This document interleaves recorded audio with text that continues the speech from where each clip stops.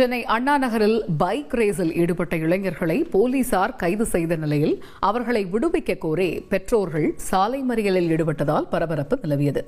இது பற்றிய கூடுதல் தகவல்களை செய்தியாளர் சோலமனிடம் கேட்கலாம். சோலமன், இந்த சம்பவத்தின் பின்னணி என்ன, விவரிங்க.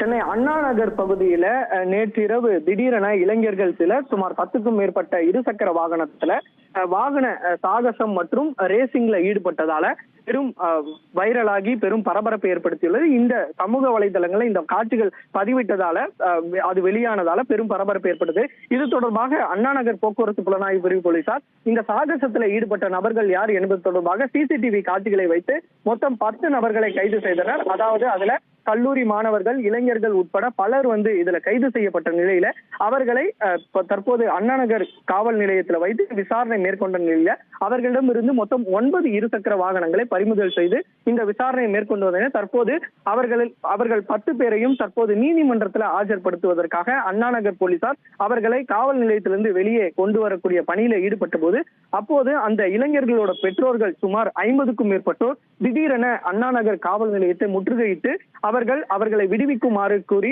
போலீசாரிடம் வாக்குவாதத்தில் ஈடுபட்டனர். இதனால அங்கு தள்ளுமுள்ளு ஏற்பட்ட நிலையில உடனடியாக பெற்றோர்கள் 50க்கும் மேற்பட்டோர் அருகில் இருக்கக்கூடிய சாலையில அமர்ந்து சாலை மறியல்ல ஈடுபட்டதால அங்க பெரும் பரபரப்பு ஏற்பட்டது. உடனடியாக போலீசார் அவர்களை அப்புறப்படுத்திவிட்டு அந்த இளைஞர்களை நீதிமன்றத்தில் ஆஜர்படுத்தக்கூடிய பணியில அவர்கள் அழைத்து சென்றனர். இந்த சம்பவம் தொடர்பாக அந்த பகுதியில சிறிது நேரம் போக்குவரத்து நெரிசல் ஏற்பட்டது.